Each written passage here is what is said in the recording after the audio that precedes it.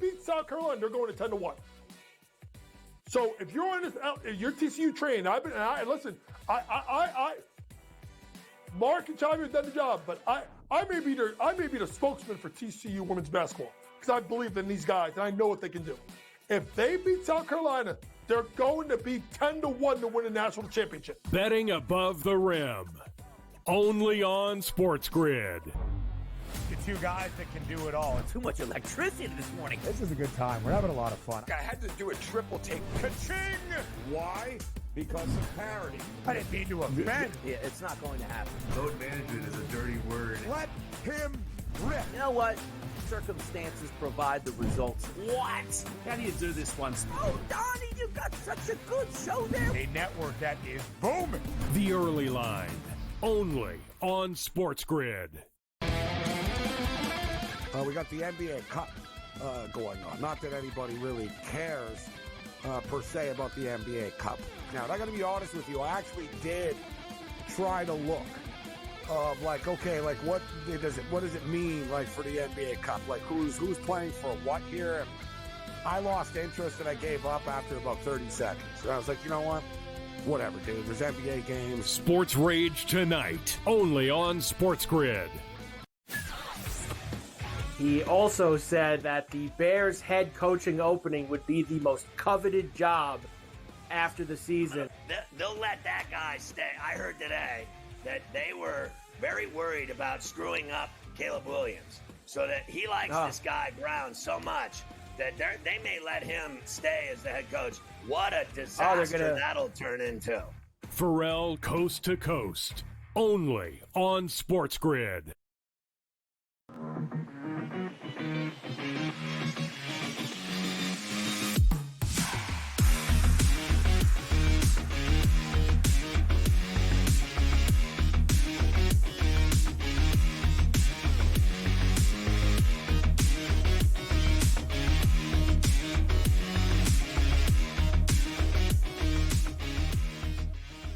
What's up, everybody? Welcome in. It is a Monday Night Football edition of Pro Football Today. It's a two-man show tonight. Adam Kaufman, Tom Vecchio, Dave Sharapan. He's out there. He's watching. He's listening somewhere. And Dave, we love you. We miss you. We hope you're well. He's fine. He's totally healthy. Don't worry. He's totally okay. I just wanted to make it feel like it was really dramatic. We'll see him the next time when we come on back in a couple of weeks for a Monday Night Football playoff game. But this right here, it's the final MNF contest of the regular season. Of course, week 18 is around the corner, and I wish I could tell you that tonight's game had all of this just wonderful meaning attached to it. Fact of the matter is, it doesn't. The Lions are taking on the Niners, Tom, in a game that really, because the Vikings took care of business yesterday, people are going, well, wait.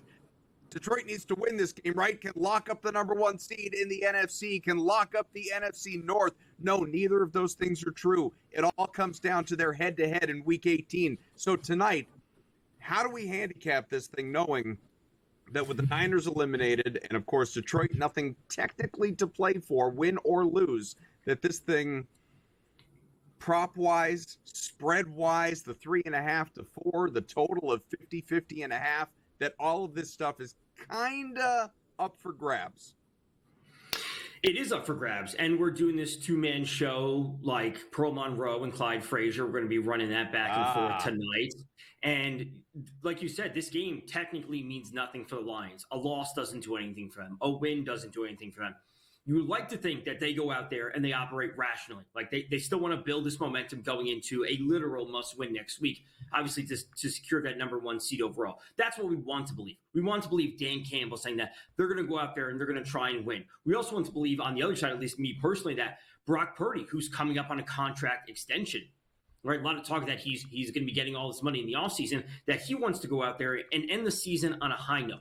He does not want to go out there and over the final 2 weeks, 3 weeks of the season, end with a dud and present some kind of doubt for the 49ers front office that he's not the quarterback that they need out there. No, him slinging the ball, getting close to 300 yards, a couple passing touchdowns, maybe in a losing effort tonight, he should still be looking to do that. So I want to have hope in this game.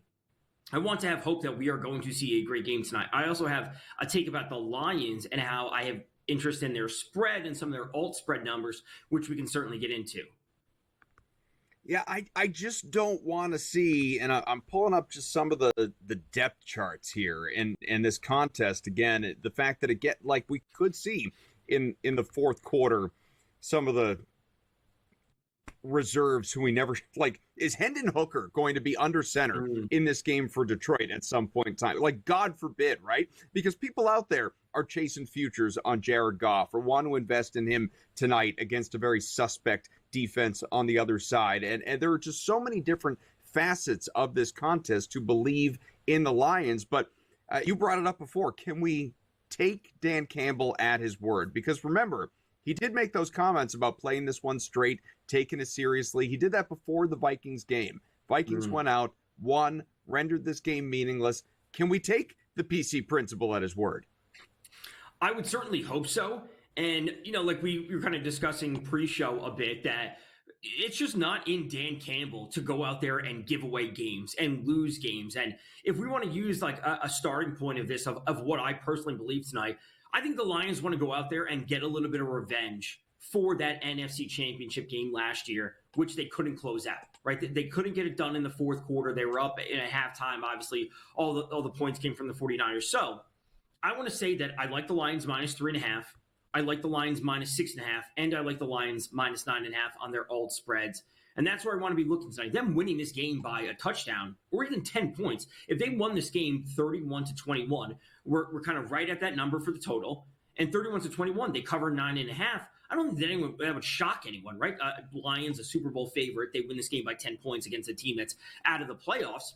That shouldn't shock anyone. When we look back earlier this season, they played against the Cowboys, and they ran up the score specifically against the Cowboys, 47-9 in that game. Why? Because the season prior, last year, what happened when the Lions were also down in Dallas playing them?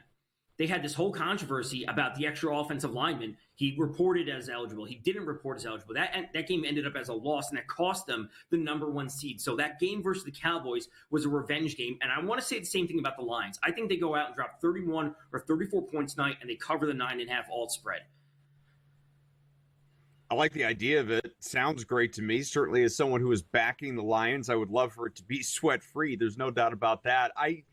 You look at the Niners, and obviously they are, like you said, there are motivations attached to San Francisco, most especially a guy like Brock Purdy, as you outlined. But it's also, you have all these guys around him who are capable playmakers. George Kittle is in a situation where he's facing a defense that is weak to tight ends, and he has been, with a very rare outlier, largely consistent all season long for this Niners offense, except when he's basically used as a blocker. He is a consistent pass catcher. Guerendo is returning. It's not a compelling spot for him, but one that, he's not Christian McCaffrey. He's, not even necessarily the backup there, Mason, that we spent so much time on, but he's a better option than Patrick Taylor for sure. So it's going to give just a little bit of a boost to the Niners run game as well as the pass catching game among the running backs. I think Guerendo is going to be involved there, and I would consider some of his lines there. We'll talk about that a little bit later on when we're doing a positional breakdown, but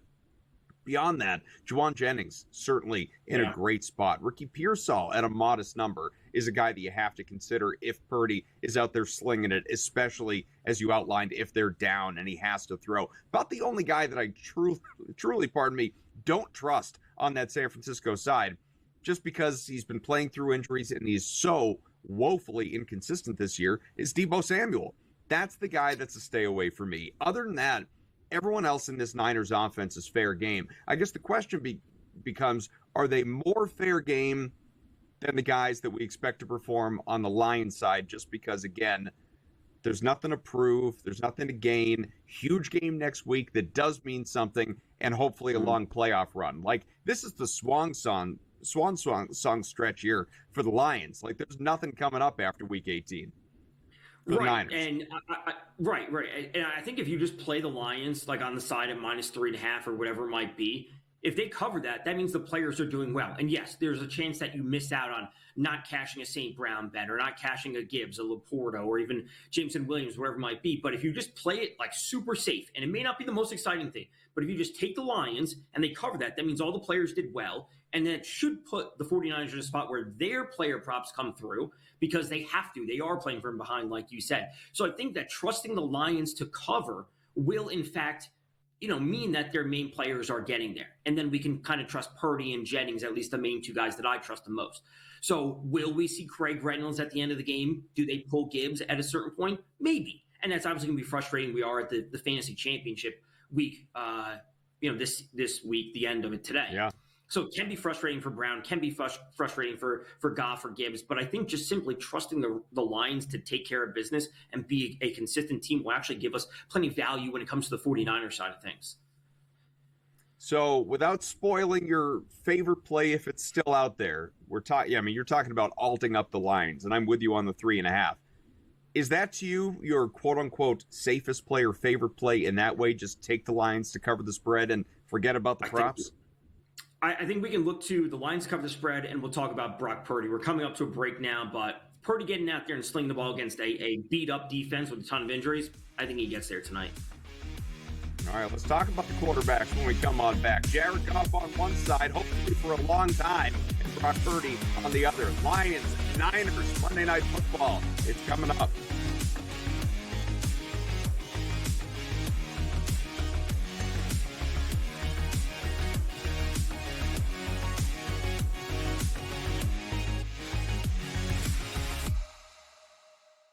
So my team didn't win this weekend, but I still did with this app that's taking over the game. Sports Millions Pick'em lets you make quick and easy predictions. Pick your favorite players, go higher or lower, and you can still win big even if your team loses. Plus, the multiplier is insane. With just a few picks, you can win big money.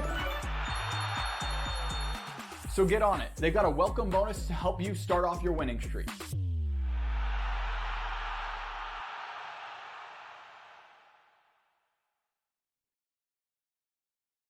Anyone that's been to a sporting event, the atmosphere before a game, I think Game Time Decisions has that same exact atmosphere. This is our arena. This is what we do. There is going to be an energy to Game Time Decisions that you will feel night in and night out. The excitement you get when you lock your bets in, when you're figuring out what you want to do, we can zone in on the biggest games each night. I want this to be the place that people come to before the games start so they feel as ready as possible to lock in their cards. We are going to hit every single one of those markets that you need to know about. We're going to go through every single thing, and I've got a great team behind me that's going to help me get the job done. There is not going to be a better place, I promise you, than Game Time Decisions to get that new information, react to it, and be able to then bet accordingly. We will have everything at our disposal, and we will use that to our advantage. I'm Kevin Walsh. Tune into Game Time Decisions from 6 to 8 p.m. Eastern on SportsGrid. Your gut says Miami is going to win, and you should take the over. Your gut also said your NFT selfies would only go up in value. They didn't. But your head is on SportsGrid and knows the QB is in concussion protocol. The backup has a 45 QBR against the zone coverage. The New York D has the most sacks in the league. So yeah, trust your head. It's smarter to be on SportsGrid.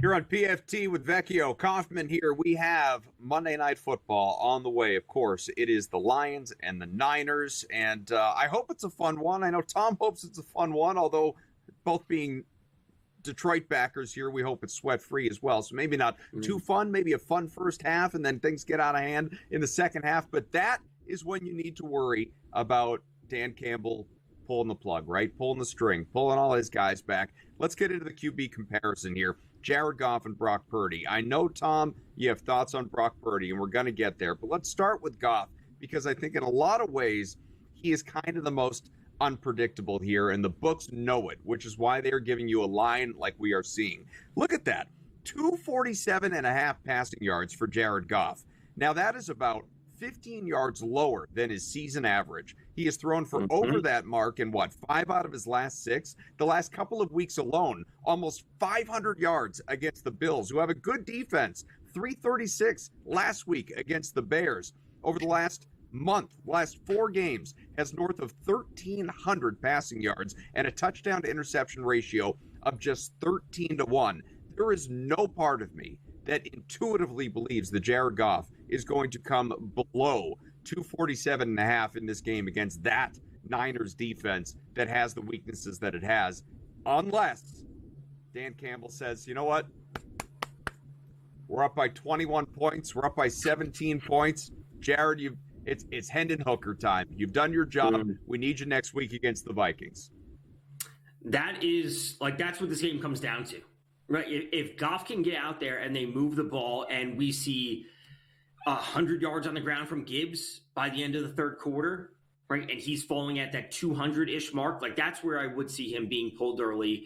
The line's up, like you said, keep everyone healthy, move on to next week for that massive game versus the Vikings.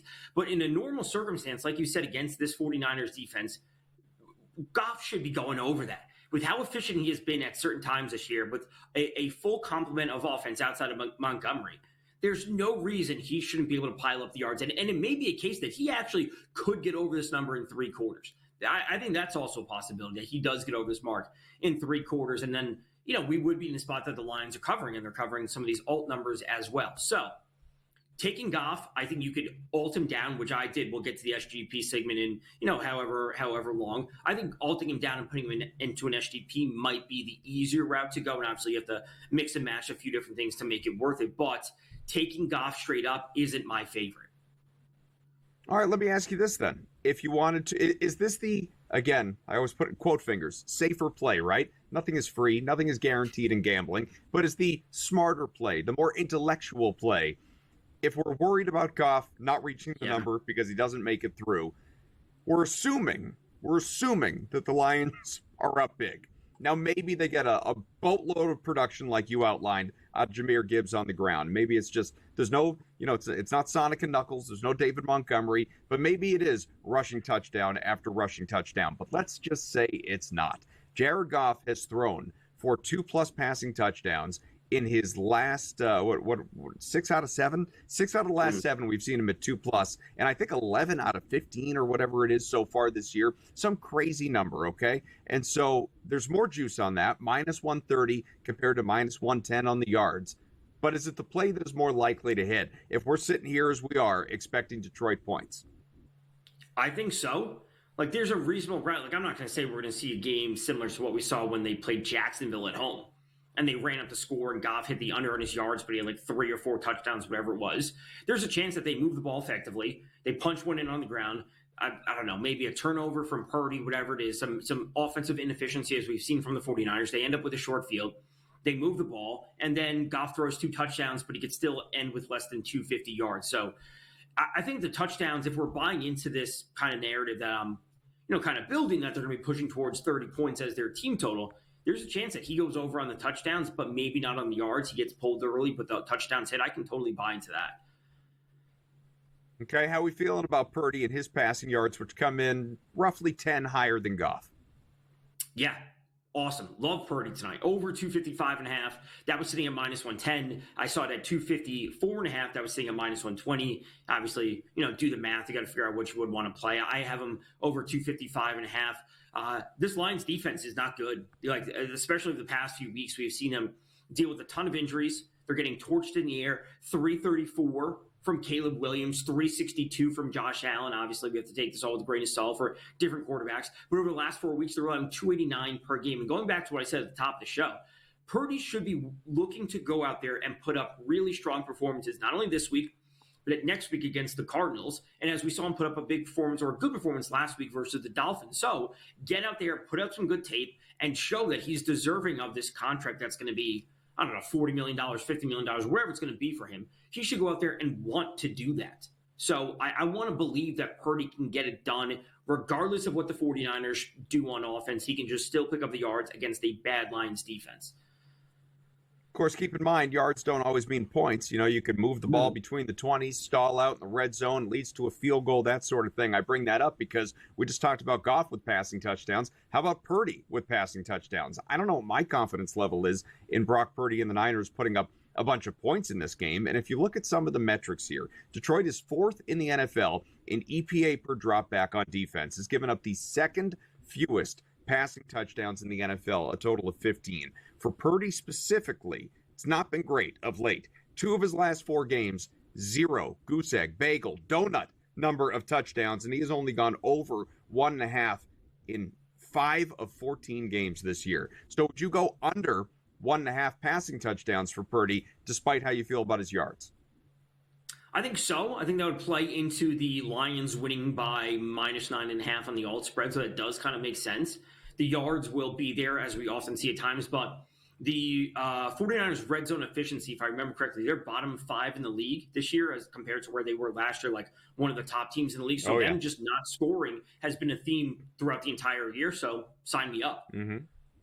Yeah, everybody believed that when Christian McCaffrey came back, however brief it was, that he was going to make all the difference in the red zone. And even in his limited sample size, it didn't do the trick. Whether that was because he wasn't quite right or this offense is just beleaguered, man. It's not a good situation. But we just keep giving you correlated plays. That's the name of the game for Tom. You're putting together one hell of a parlay tonight. We'll come on back, talk about some receivers, some running backs, same game parlays. There's so much in front of us.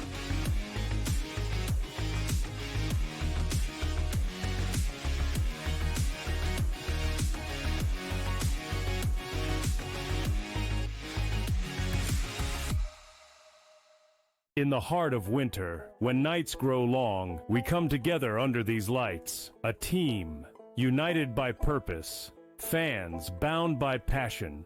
Each holding a small flicker of hope in their hands. At SportsGrid, we believe that even the darkest nights can't dim the unity we share. One team, one stadium, one shining moment. This holiday season, we shine brighter together. Happy Hanukkah from all of us at SportsGrid. Two guys that can do it all. Too much electricity this morning. This is a good time. We're having a lot of fun. I had to do a triple take. Ka-ching! Why? Because of parity. I didn't mean to offend. Yeah, it's not going to happen. Load management is a dirty word. Let him rip. You know what? Circumstances provide the results. What? How do you do this once? Oh, Donnie, you got such a good show there. A network that is booming. The Early Line, only on SportsGrid. Blocked well and tries to cut through the middle. Oh! Your gut says Miami is going to win, and you should take the over. Your gut also said your NFT selfies would only go up in value. They didn't. But your head is on SportsGrid and knows the QB is in concussion protocol. The backup has a 45 QBR against the zone coverage. The New York D has the most sacks in the league. So yeah, trust your head. It's smarter to be on SportsGrid.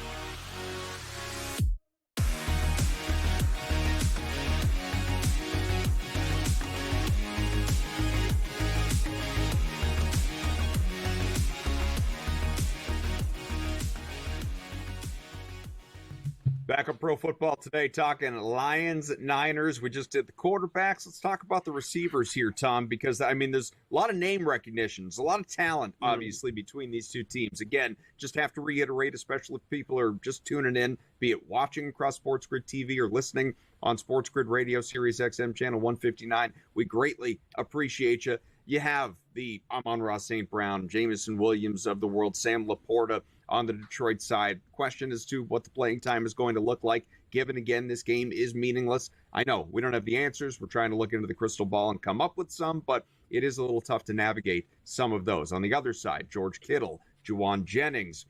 He's not a big name, but I'll mention Ricky Pearsall because he has a modest number of 25.5. I've seen people, close to my circle going after Tim Patrick at 27.5. So there's some interesting targets on both sides. Does one more than another, either team, stick out to you most? Yeah, tonight the answer is Juwan Jennings over 62.5 yards. Really like that. So when we're looking at the 49ers overall, what have we seen this season? Obviously, a ton of injuries. So what happens next year? Well, Brandon Ayuk may not be ready to start the season because of the ACL. Deebo Samuel has been a complete mess this year, whether he's dropping passes, whether he's injured. There's issues on the sideline with him grabbing the kicker, whatever it might be. So why not Juwan Jennings, along the same thing I said about Brock Purdy, goes out there, and Juwan Jennings will be on the last year of his contract next year, goes out there and says, you know what, I'm a wide receiver you can trust. I'm a wide receiver you can help build this offense around. When McCaffrey comes back, they still have George Kittle. We see Juwan Jennings go out there, and we see him go over his prop in the last home game for the 49ers this season. So I am on this Purdy-Jennings duo of going out there and putting up good performances. And ultimately, Juwan Jennings leads the team with a 26.1% target share. The Lions, they've allowed 2,814 receiving yards to opposing wide receivers. That's the second most in the league. So Jennings and Purdy, this combo, putting up a good performance tonight, albeit, again, in a losing effort for the 49ers. The yards will be there, and Jennings comes away with another solid performance, as we've seen from him throughout the season. When Deebo went down, when McCaffrey was still out, when Kittle went down, Juwan Jennings was the one picking up those yards and picking up the reception. So I love him over 62.5 tonight. He has at least 7 targets in 5 of his last 7 games, averaging about 5.5 catches and 65 yards per, which of course is more than that line that we're looking at tonight, albeit marginally, just a couple of yards. Now, a guy that I didn't mention in my little breakdown throwing it to you, you did mention him, Deebo Samuel. People out there watching, listening, well, why didn't you mention Deebo? I just don't trust him. Like, to me, he feels on paper like a non-factor, like he's not the Deebo of old. But am I right in saying that, knowing that, the dude had, 120 all-purpose yards last week in Miami, had 7 catches on 9 targets, 96 yards, a touchdown, 5 carries for another 25. He was throwback Deebo, man, after going, 16 yards, 22 yards, 20 yards, 21 yards, 22 yards in the previous half dozen games. Milk carton Deebo compared to throwback Deebo. But was that a sign of things to come just last week? Short answer is no. Short answer is that's just like a one game, everyone can anomaly. Hit anomaly. Like a broke clock is right twice a day or whatever. Like I would suspect that we're going to be seeing, somewhere, maybe not as high as we saw last week, but maybe not as low as the weeks before. We're going to find somewhere in between where I just expect Jennings and Kittle and let's see what they have with Ricky Pearsall, right? Again, if we're going to need to see him next year, especially if Brandon Ayuk isn't ready, why not get him out there for more routes? Like, what you have with Deebo. Why not expand the offense and just get the other players involved? Again, Ricky Pearsall missed the first 4 or 5 weeks, 6 weeks, whatever it was of the season. Why not have him out there alongside Juwan Jennings and just get the offense moving in a different way? Because at the end of the day, why not experiment with what you have? Because you know what you have with Deebo, and at the end of the day, he's been largely inconsistent for 75, 80% of the games this year. Like last week was an anomaly, like you said. Vinny, if we've got the anytime touchdown odds, let's flash those up and show the people what everything looks like, because I want to focus in on the pass catch. I guess everyone's technically a pass catcher. They're all capable, even Gibbs and Guerendo among the running backs. And we'll discuss the RBs coming up in a little bit, but want to show everyone, what ultimately we'll do it in a little bit. But as far as what the wide receivers, the tight ends, what these guys are going to look at here. And let's see, we'll give you here. I'll read it to you real quick. So we have, anytime touchdowns, the 2 at minus money. Jahmyr Gibbs, who was a Christian McCaffrey like minus 320. We'll put that aside. Guerendo's minus 115. But after that, the wide receivers, you have St. Brown 110, Kittle 165, Deebo 185, Jameson Williams 190, Juwan Jennings, your guy, at plus 200, even Sam Laporta plus 240. I want to discuss some of these and where the value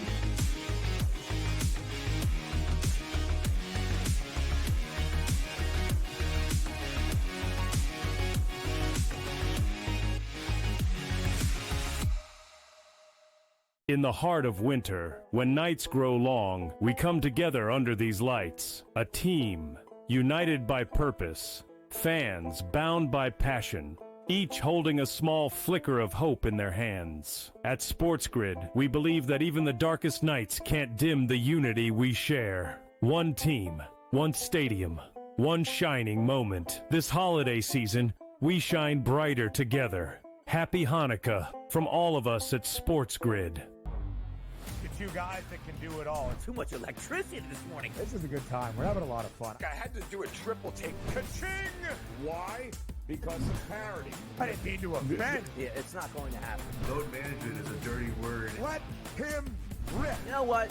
Circumstances provide the results. What? How do you do this one? Oh, Donnie, you got such a good show there. A network that is booming. The Early Line, only on SportsGrid. He's blocked well and tries to cut through the middle. Oh! Your gut says Miami is going to win, and you should take the over. Your gut also said your NFT selfies would only go up in value. They didn't. But your head is on SportsGrid and knows the QB is in concussion protocol. The backup has a 45 QBR against the zone coverage. The New York team has the most sacks in the league. So yeah, trust your head. It's smarter to be on SportsGrid.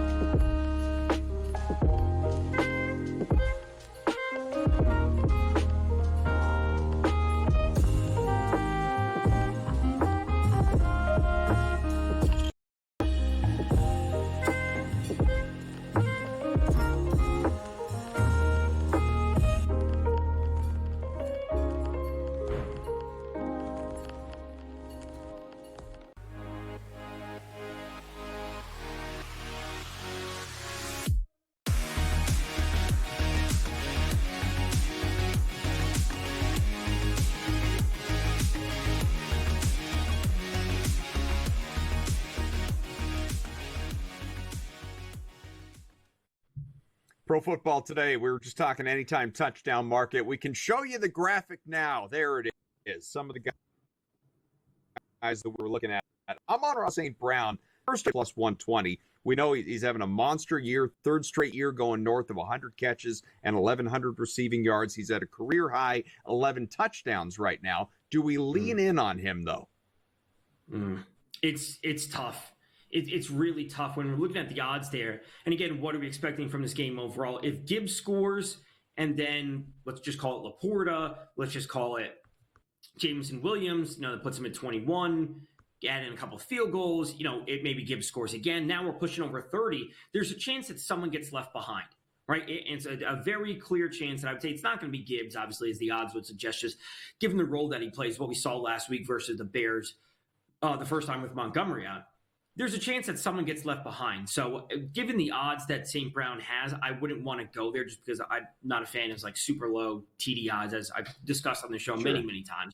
So I would rather, if I'm going to, instead of playing St. Brown, I would rather go like a half unit or a quarter unit on Laporta and a Tim Patrick, just banking on the fact that they do score 30 points, and it's not going to be the main guys because all the touchdowns are not going to come from Gibbs and St. Brown alone as we see them spread out the ball. Like, I'm not here to talk about Brock Wright or anything, but we're going to see someone else besides the main guys score.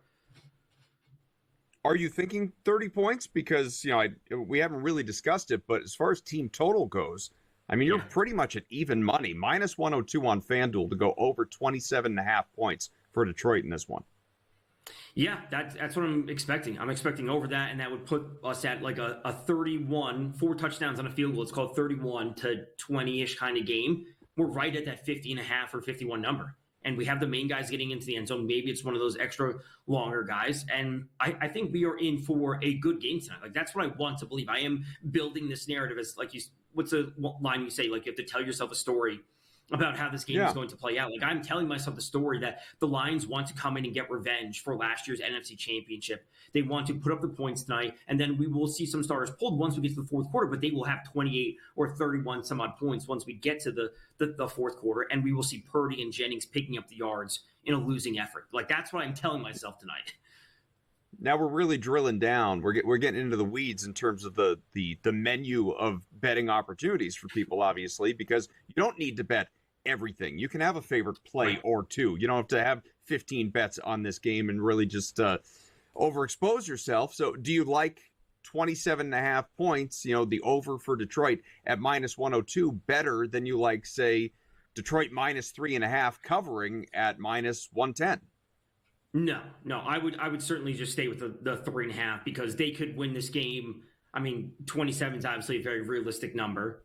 The 49ers have been extremely inconsistent on offense. So even a 24-17 kind of game, like that wouldn't shock you tonight, would it? With like the lack of scoring that we've seen times from the 49ers. Lions are still in control. They still cover, but they don't hit that 28.5 or 28 total points to go over 27.5.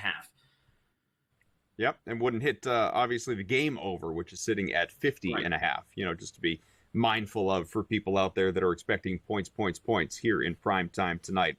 Let's start the conversation on the running backs, and I'm sure we'll want to pick it up a little bit more later because you do have one who is particularly compelling, and that is Jahmyr Gibbs, especially now that he has taken on an even larger workload absent David Montgomery. And then, of course, Isaac Guerendo on the other side who should, I'm sure Patrick Taylor will get some work, but Guerendo should be the guy in terms of the running back option. At 57.5, his prop. Jahmyr Gibbs, much larger, 83.5, a receiving prop that is sitting in the teens as well. You could do his rushing and receiving combo, just knowing he can beat you in so many different ways. But that's a big number, man. 113.5. It's a big number. And if you told me he got to 90 total yards at halftime, they're up by two scores, maybe 3 scores at halftime. We see a very limited role for him to start the third quarter. Craig Reynolds comes in, starts to see some work, then they pull the starters.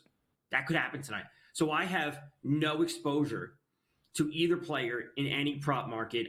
If I had to choose, I would side on the under with Gibbs. I would side on the under on Guerendo, and I would just lean into Purdy, Jennings, Kittle in that order, and nothing on Debo as well. And then it would be Ricky Pearsall after Kittle. Like, I want to keep things very condensed tonight because there is a bit of uncertainty that we are dealing with the Lions, and what the Lions do will dictate this entire game. Because if they fall behind, and also we have to talk about that. If they fall behind and just magically they're down by three scores, there's no reason for their players to be out there as well. And at that point, we would be seeing a lot of 49ers score. That's not what I expect to happen. That's like a 1% outcome, just to be clear. One quick correction, by the way, because I misspoke. Jahmyr Gibbs, his receiving prop is sitting at 25.5, so mid-20s, which, of course, accounts for that large rushing receiving number, that combo that you have out there for him. But one interesting thing, like I'm sure there'll be people putting, SGPs, builders together for this game tonight. One number that it's considerably lower, obviously, than his base number if you're playing it straight, but still feels like a high number all at the same time. Jahmyr Gibbs has hit 70 rushing receiving combined in every single game this year, even when Montgomery was available. He has gotten to 70 in every single game. You may be saying, like, really? A couple weeks ago against the Bills, he only had 30 rushing yards. Yeah, he had north of 80 in the air. So, again, a dude that can get you in so many different ways. It just sort of, it flip-flops. We're at 109 last week on the ground. He was a force in the air as well with 45. But some of these totals, receiving in particular, they really do kind of boom or bust. There isn't a ton of consistency if you go through that game log with, 45 to 83 to 30, 17, 9, 54, 37, 11, 6. Goes on from there. The rushing yardage, if you were playing one, rushing versus receiving and not the combo, I think we're in agreement that the rushing yardage is the more reliable one, especially because the Niners' run defense is soft. It would always be rushing for Gibbs, and the big play potential that we've seen from him time and time again, breaking off these 50, 60-yard runs. We could be in for that tonight. So he gets one of those for 50 yards, as we routinely see from him, add in the yards here or there, and all of a sudden we're at close to 80, and maybe he doesn't have to play a massive role in the passing game. Of course, he has a consistent role, but maybe it's just St. Brown and a little bit of Tim Patrick and James Williams over the top, whatever it might be, Sam Laporta, and all of a sudden he's actually falling below his receiving, but still going over his rushing. So it's always rushing as the safest option for Gibbs. The other thing, too, is Gibbs did not hit 20 carries. I know you like to focus in on the carries market from time to time. He didn't have really 20 attempts, even one time in the first 10 games of the year. He's hit it twice in the last 5. Both times in blowouts. Had 21 in that massive win in Indianapolis, 24-6, and he had 23 last week. leading to the 109 rushing yards in the doubling up of Chicago, the Bears, 34-17 in that game back on Sunday. So how would you feel about his attempts market? And I will tell you, that number is sitting, I want to pull up the latest number here. It is sitting at 16.5. Oh, that is a tough number. We can make a reasonable argument that the first portion of the season, it's because it's like sometimes it was a 60-40 split in terms of the carries when Montgomery was there, and sometimes it would flip-flop back and forth. One game it was more Gibbs, one game was more Montgomery. Obviously, last week when there was no Montgomery, we're going to see Gibbs for 20-plus carries, especially against the Bears. 16.5 is tough. That's a really tough number because that like we're talking about how many carries does he get per quarter, and then how deep into the game will he be playing. I would just stay with, I think that's too tough a number to bet. If you could find a 17.5 maybe and bet the under, it'd probably be juiced to the under, like minus 130, minus 140. You could theoretically do that because I think it's obviously he just won't be out there as long, but 16.5 is just like, I don't know what to do with that, so I just stay away. Right. Yeah, especially if obviously it does get so lopsided that they're, I know you would like to say, well, that just means they'll be running the ball, but it might not be him.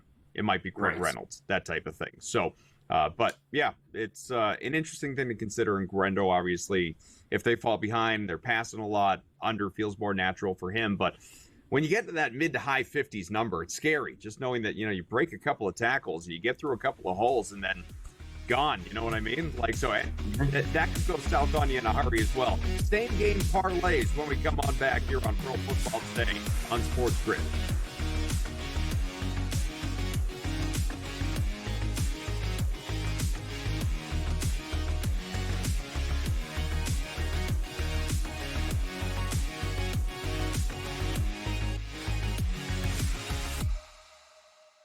In the heart of winter, when nights grow long, we come together under these lights. A team, united by purpose. Fans bound by passion. Each holding a small flicker of hope in their hands. At SportsGrid, we believe that even the darkest nights can't dim the unity we share. One team, one stadium, one shining moment. This holiday season, we shine brighter together. Happy Hanukkah from all of us at SportsGrid. Two guys that can do it all. Too much electricity this morning. This is a good time. We're having a lot of fun. I had to do a triple take. Ka-ching! Why? Because of parity. I didn't mean to offend. Yeah, it's not going to happen. Load management is a dirty word. Let him rip. You know what? Circumstances provide the results. What? How do you do this once? Oh, Donnie, you got such a good show there. A network that is booming. The Early Line, only on SportsGrid. Blocked well and tries to cut through the middle. Oh! Your gut says Miami is going to win, and you should take the over. Your gut also said your NFT selfies would only go up in value. They didn't. But your head is on SportsGrid and knows the QB is in concussion protocol. The backup has a 45 QBR against the zone coverage. The New York D has the most sacks in the league.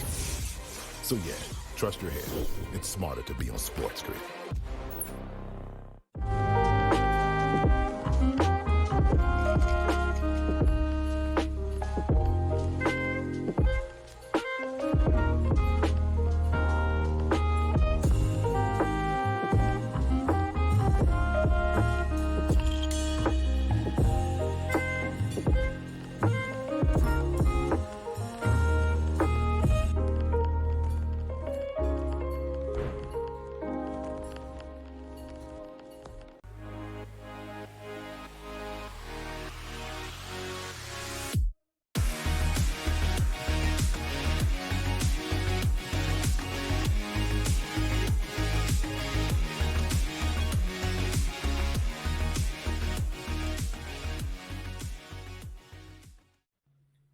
All right, it is time for same game parlays here for Monday Night Football.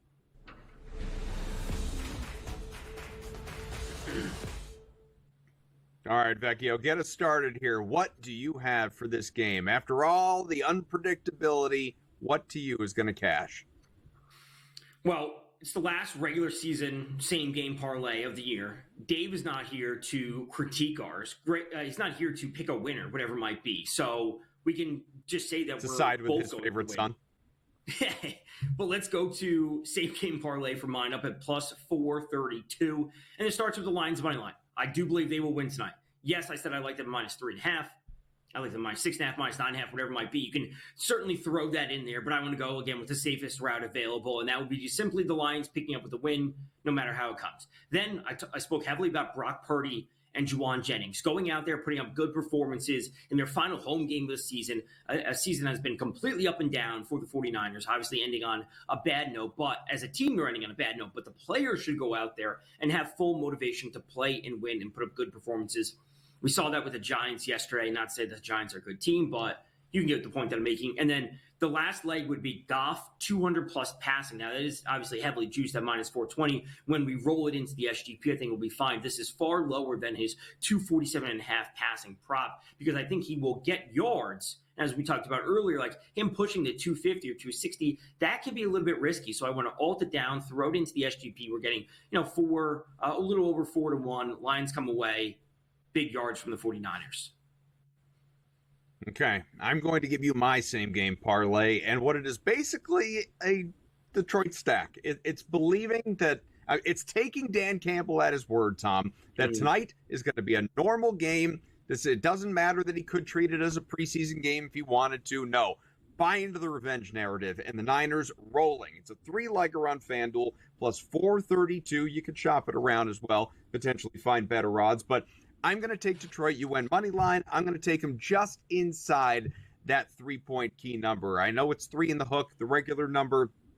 I'm going to avoid the hook. I'm going to avoid the push. I'm going to go inside of 3, minus 2.5, even though honestly I think Detroit does roll in this one. Detroit is 10-5 against the spread. San Francisco 5-10 ATS. The other two guys, it is two of the main guys. You have Jared Goff and, of course, Jahmyr Gibbs. We were just talking about Gibbs. I like the rushing number. I'm comfortable going over the 83.5. Yeah, it's a big number, but you know what? Guys like Saquon Barkley and Derrick Henry, all these guys, they've had big numbers lately, and they just keep soaring past them. Gibbs, knowing that he is the guy. He's the bell cow. There's no David Montgomery anymore, at least not right now. Not for the rest of the regular season. I'm investing in Gibbs to go over. I think he is going to be a huge part of a victory tonight for Detroit. So we'll go over 83.5. The other one, Goff, again, sub 250. It's too low. If he plays, if he doesn't get pulled in the second half sometime, it is too low a number. With what Goff is capable of, the monstrous numbers he's been putting up of late, the fact that this Niners defense is particularly susceptible to positions that are a couple of the greatest strengths for Detroit, slot receiver Amon-Ra St. Brown and tight end Sam Laporta. Both those guys should feast. I could have gone crazy with this SGP and just loaded in a bunch of different dudes that I like on Detroit, but I wanted to keep it tame, give a very similar plus 432 to what you have there, Tom, and I think Detroit, this is, like I said, it's the Lions stack. I think Detroit gets this done. I do too. I so desperately want this game to happen 2 weeks ago, right? Then we'd be full systems, like all systems go for all the Lions players. We'd be talking about St. Brown and Williams and Laporta all going for, overs on theirs. They still have to fight, and that's just not the case. But I certainly like yours. We're largely in line for not just the SGP, but for this game overall.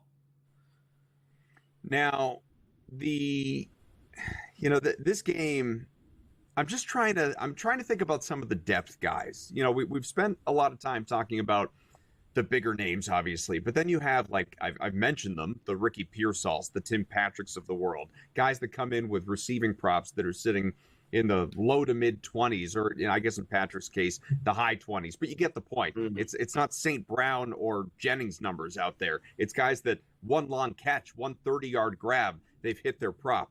Who of these guys do you trust? Are you more inclined to trust any of these guys, just knowing that one, could be a blowout, two, could have guys pulled toward the end that gets those guys potentially a little bit more playing time?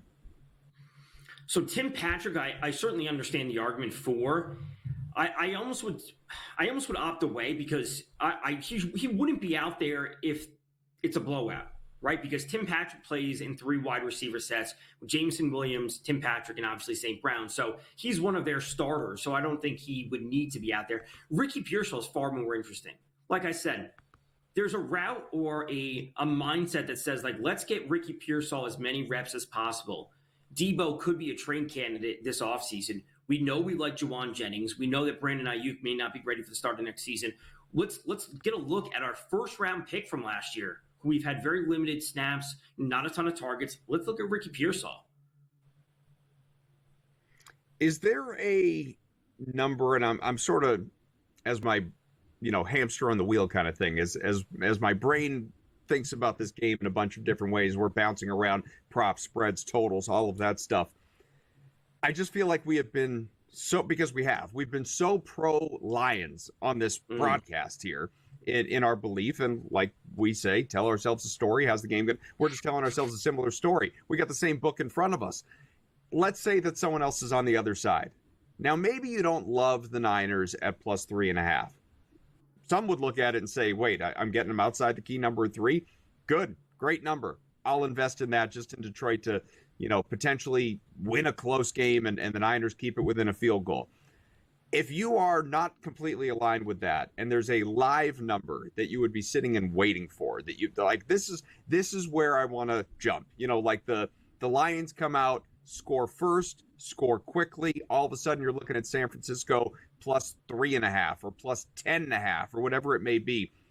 Is that appealing to you? If you would get them at 10.5, I would take it. And this is obviously not me because I have the Lions minus 9.5. But if you have nothing on the spreads, I would wait for it to get to double digits. Yeah.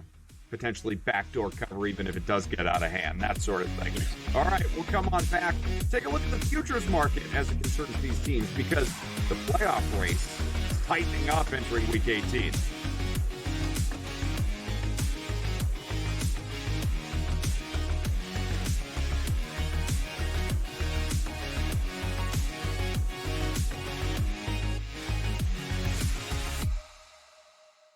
In the heart of winter, when nights grow long, we come together under these lights. A team, united by purpose. Fans bound by passion.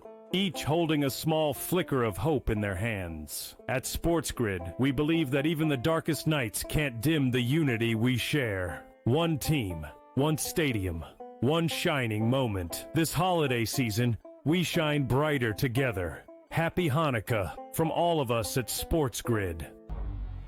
Two guys that can do it all. Too much electricity this morning. This is a good time. We're having a lot of fun. I had to do a triple take. Ka-ching! Why? Because of parity. I didn't mean to offend. Yeah, it's not going to happen. Load management is a dirty word. Let him rip. You know what? Circumstances provide the results. What? How do you do this one? Oh, Donnie, you got such a good show there. A network that is booming. The Early Line, only on SportsGrid. Blocked well and tries to cut through the middle. Oh! Your gut says Miami is going to win, and you should take the over. Your gut also said your NFT selfies would only go up in value. They didn't. But your head is on SportsGrid and knows the QB is in concussion protocol. The backup has a 45 QBR against the zone coverage. The New York D has the most sacks in the league. So yeah, trust your head. It's smarter to be on SportsGrid.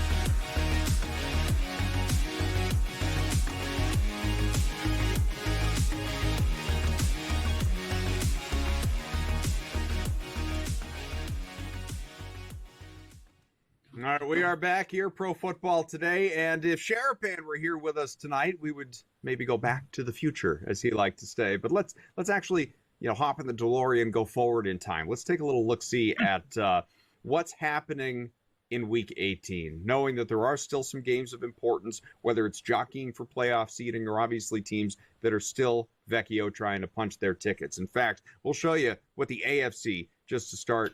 Looks like, I know we could start NFC. The Lions are playing tonight. Let's start AFC, though. So the Chiefs, they have already locked up the number 1 overall seed in the conference. They truly, get ready for Carson Wentz. Mitch Trubisky may be out there for the Bills, knowing they have nothing to play for, although there is the possibility that Josh Allen will be out there for some of the game just to, keep the game started streak alive, all of that. Baltimore, they're at 3, having clinched the AFC North. Of course, the Texans locked things up with the AFC South. Steelers, Chargers, Broncos. Now, 2 of those teams, Steelers and Chargers, have already clinched their spots, wild card spots. But then you've got 3 teams competing for 1 going into Week 18. Dolphins, Bengals, who everyone from an entertainment standpoint would certainly love to see. And, of course, the Broncos, who are there right now. What is your read? How would you bet Week 18 as it relates to these teams? So I believe the line for the Broncos is now 8.5. I think it was 9.5 last night when I was doing the post game for Sunday Night Football. Broncos need to come away with a win. They're at home. Like you said, they're going to be going up against a Carson Wentz-led Chiefs team. Laying 8.5 points with the Broncos is just not something I want to do. At the end of the day, it is still a very solid defense on the other side of things. Like the Chiefs can own every team, not just the Chiefs, but they only can have so many inactives, right? There will be some starters playing just because they need to have some bodies out there. So I certainly don't want to lay 8.5 points with the Broncos. So I think I'm going to just end up on the Chiefs because that's what it is. For the Dolphins, they're playing the Jets. The Jets are obviously quit as a team. They were a disaster yesterday. We're not even going to get started about the Jets and their lack of offense early in the game and not being able to throw a passing touchdown. Regardless of that, I think the answer is simply just to side with the Dolphins and side with the Bengals. I don't know how you could go outside of that. Like, you want to take points with 17.5 points with the Browns, go ahead. But I'm just going to stay away from that game.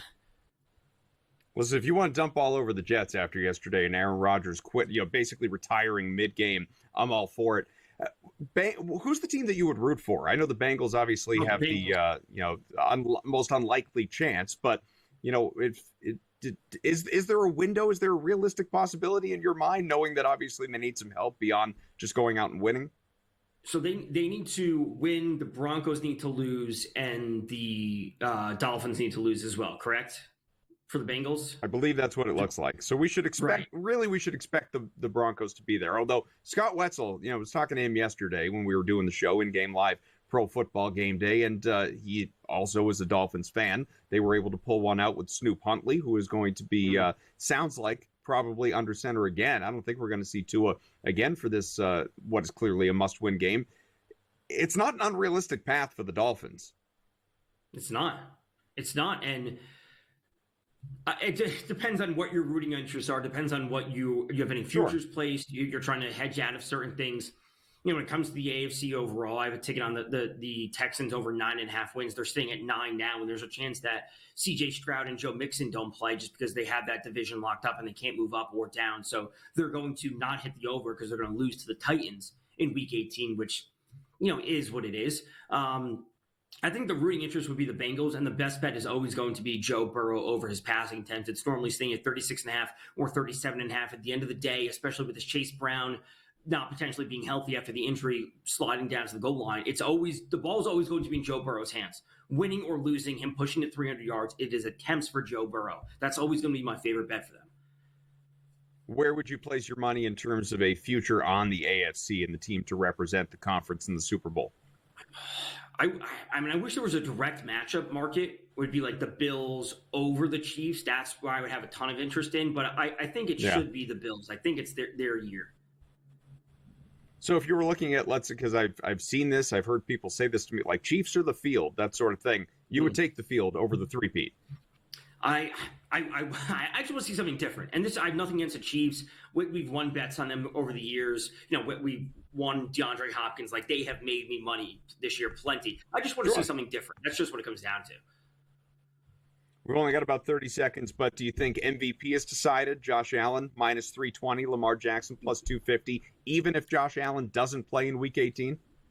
Yes, I believe it's just voted for T at a certain point. We're going to get another player to win the award. That's all it is.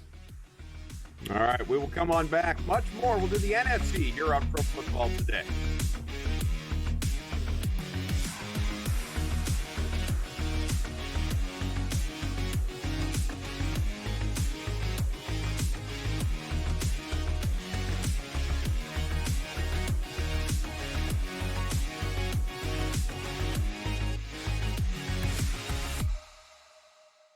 In the heart of winter, when nights grow long, we come together under these lights. A team, united by purpose.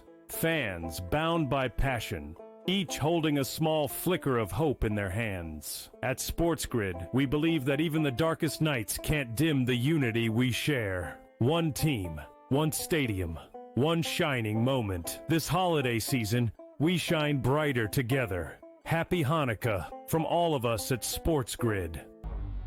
The two guys that can do it all. Too much electricity this morning. This is a good time. We're having a lot of fun. I had to do a triple take. Ka-ching! Why? Because of parity. I didn't mean to offend. Yeah, it's not going to happen. Load management is a dirty word. Let him rip. You know what? Circumstances provide the results. What? How do you do this one? Oh, Donnie, you've got such a good show there. A network that is booming.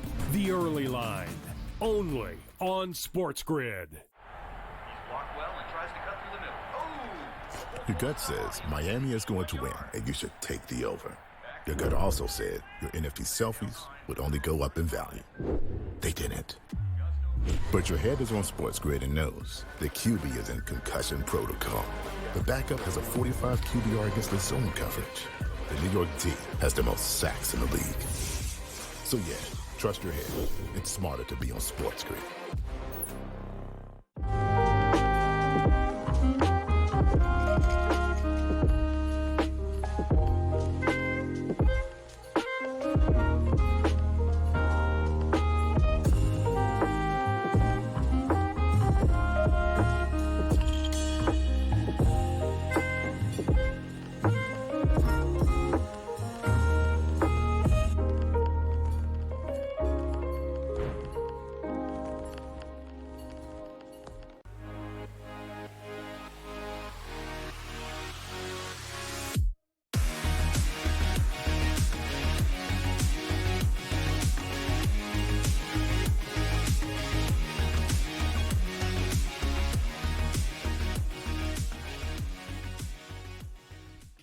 All right, one last little bit here. Regular season PFT, Pro Football Today. Of course, we have Monday Night Football, the Lions and the Niners coming up. We gave ourselves kind of a Lions break for a second and looked at the AFC playoff picture. Let's take a look at the NFC now. It doesn't really involve Detroit this week because, again, we've talked about it many times over the last hour. This game largely meaningless for the Lions. Week 18, not the case against the Vikings, who right now are in the driver's seat. Number one spot in the NFC to win the conference, to win the NFC North. Then you have the Eagles. They have locked up their division. The Rams, who clinched with the Commanders' win yesterday, finishing in that number 3 spot. Of course, the Buccaneers currently sitting in the lead in the AFC South. And then, we'll show it to you again here just to flash everything in front of you in terms of all the odds, give you time to read it all. But in terms of the wild card teams that are, still at this point, looking to get themselves all set. Of course, the Lions, we mentioned, the Commanders, we mentioned, Packers, they are there. The Falcons, Penix, Michael Penix. Do we believe in Michael Penix? The Falcons trying to knock out the Buccaneers. That is a big one there in Week 18 as we look at it. What are your expectations? First, of course, for Detroit and Minnesota in that big Week 18 clash, Tom. I expect the Lions to come away with the win. I think the Lions are the better team overall. Yes, their defensive players have taken a number of injuries throughout the course of the season, but I do think the Lions are the better team. They have learned from their playoff losses, especially last year, and they will come out ready. So I think the Lions come away with the number 1 seed next week. When it comes to the other teams across the board in the NFC, I have a tough time trusting the Falcons. I believe in Michael Penix long-term. Maybe not this year. Maybe not, in these few weeks. He looked okay last night. And that's what it comes down to. And he didn't have to do a whole lot the week before when they beat the Giants. Actually, there was defensive scores for the Lions. So defensive scores for the Falcons, excuse me. So we haven't seen enough from him, and I just can't trust it. The way Baker is playing right now with the offense, even without Chris Godwin, I'm not sure if they're going to be getting Cade Otton back next week, but they have the options moving. McMillan looks good. Bucky Irving is awesome. Obviously, with Big Mike Williams, they have the options on offense, and their defense is getting slightly better. I'm not going to say it's amazing, but I think their defense is improving, and they're a team that you should be worried about. That's why I think the Buccaneers are a team to keep your eye on. Yeah, which, I mean, look, all due respect to Bijan Robinson, to Drake London, to, some of the weapons within that offense. And I was impressed by Penix watching him last night. I think that he's got a bright future. This quarterback class in general looking pretty good here in year one anyway. But Baker Mayfield, there's pedigree there. He's been there. He's been part of it. And of course, like you said, what Bucky Irving has been doing lately, Mike Evans is a force. There are just so many different ways that Tampa team can beat you. I do like them to emerge in that division. Whether they go on any sort of a playoff run, that remains to be seen. Right, and that's what we're coming down to, because if the standings, Vinny, if you flash that graphic again for the NFC playoff, if standings stay the same, they will end up playing the who is it? They'll play the Lions. I mean, theoretically, right? Theoretically, yeah, I believe that's correct. Or it could be the Vikings if I expect the Lions to win. So, Vikings, Buccaneers, first round, that Vikings on the road, that's going to be an awesome game. And then the Packers would be going to the Eagles. And then I will absolutely take the Rams over the Commanders. So we are shaping up for awesome teams that all have, varying teams that have a lot to prove, young teams. I think Daniels is obviously a tremendous talent, has a massively bright future, but going on the road against the Rams, I don't know if I could buy into that. I've been saying for a while, Tom, and you know this, Bills, Lions, Bills, Lions, Bills, Lions. That's the Super Bowl that I believe will happen. It's the Super Bowl that I want to see. That said, clearly, a team like Detroit with its injuries could benefit from finishing that number one overall seed and getting the first round bye and getting the rest and all of that, get a little healthier. If the Vikings do actually win the division, win the conference in regular season, and we see Detroit having to play the extra game, playing in the first round, the wild card round, and it's just that much extra a road. And of course, we're not anticipating injury. Those things can always happen, but you can't predict them. Do you view Detroit any differently coming out of the NFC if they're the 5 seed versus the 1 seed? I think you have to. And it kind of sucks to say, because the Lions, they've gone through it all. The rebuild, the process that they went through with Dan Campbell, the struggles that they went through last year, falling short in the playoffs. Coming into this year, everyone's this is the Lions year. It's the Lions year. It's the Bills year. It's their time to shine. You tell me the Lions go on the road and play the Bucs. Give me the Bucs. I don't want to say they win, but I will certainly take the points with the Bucs in that game. That's interesting, especially considering Detroit. You know what Detroit's road record is this year, Tom? Off the top of my head, they might be undefeated. 7-0. That is correct. Yeah. 7-0. And, of course, the two of us looking for 8-0 tonight. And I imagine a lot of people out there as well. In fact, here's one question I haven't asked you about this one, because I know you like the Lions, and I like the Lions. And anyone listening for the last hour plus knows we love the Lions. There are also a lot of people, especially in the betting community, that will say, boy, anytime you like something and your buddy likes it, and his buddy likes it, and his dad likes it, and his cousin likes it, and everybody in the public likes it, run the other way. That's where you should be going. Is there enough love, because there's a lot of love, is there enough love on the Lions tonight that has you say, maybe I should be thinking about San Francisco?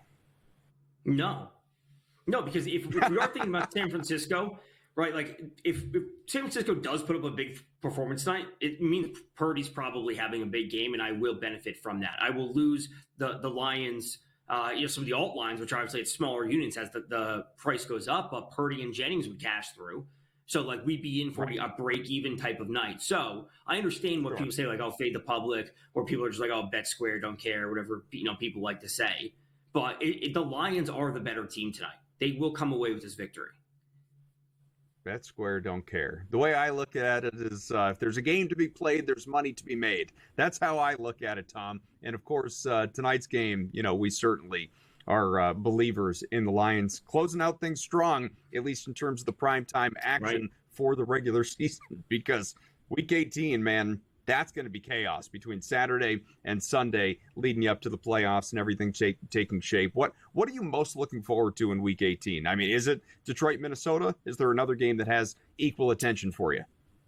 It's not a game that has equal attention. It's a prop, and that's Mike Evans going for 90, 100 plus, whatever he exactly needs to hit 1,000 yards on the season. He said it's not a big deal. But Baker has said in press conference that he is very aware of the 1,000-yard mark. And Mike Evans had 97 yesterday. He needs 84, 85, whatever it is, to get to 1,000 on the season. So when Mike Evans props come out, that's where I will be. I will be laddering him at over 77.5, over 81, wherever the line is, and then 80 plus, 90 plus. I'm waiting for Mike Evans props.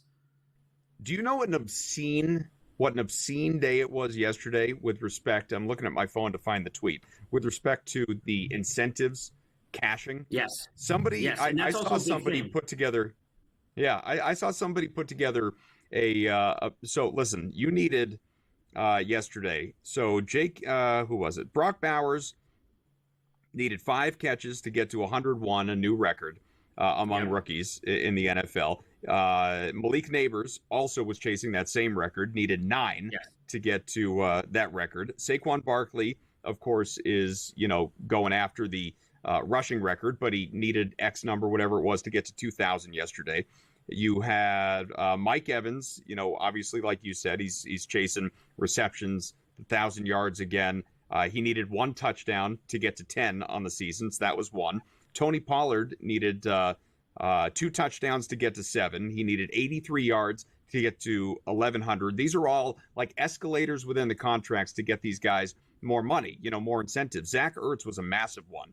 Needed 62 receiving yards to get to 600. Needed 5 catches to get to 60. Needed 2 touchdowns, which he got, to get to 6. I saw somebody parlay a whole bunch of the things that I just mentioned, and the odds were plus 16,000 to 1.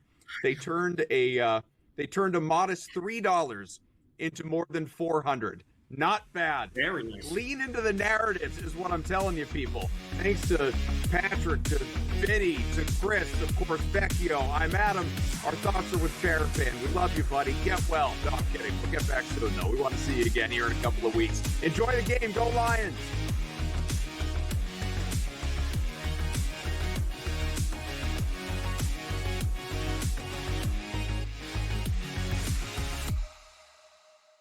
In the heart of winter, it shines. 8 nights of Hanukkah, 8 nights of winning insights. Like, they may come out slow, so you might be able to get a better number. Wow, they're favored. With SportsGrid, every night is another chance to win. No pick sixes today, they cover. So let's crunch it up.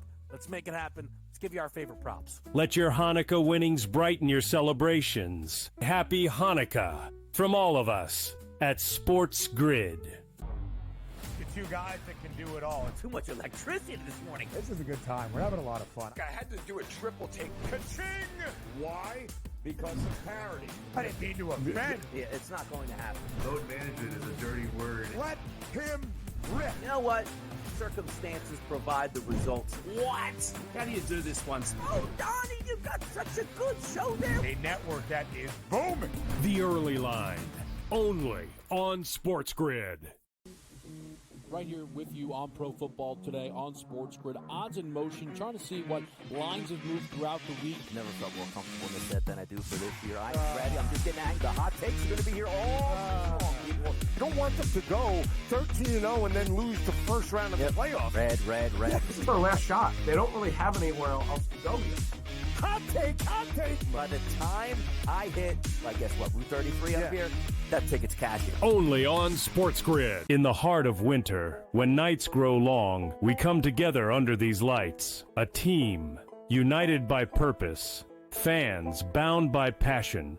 Each holding a small flicker of hope in their hands. At SportsGrid, we believe that even the darkest nights can't dim the unity we share. One team, one stadium, one shining moment. This holiday season, we shine brighter together. Happy Hanukkah from all of us at SportsGrid.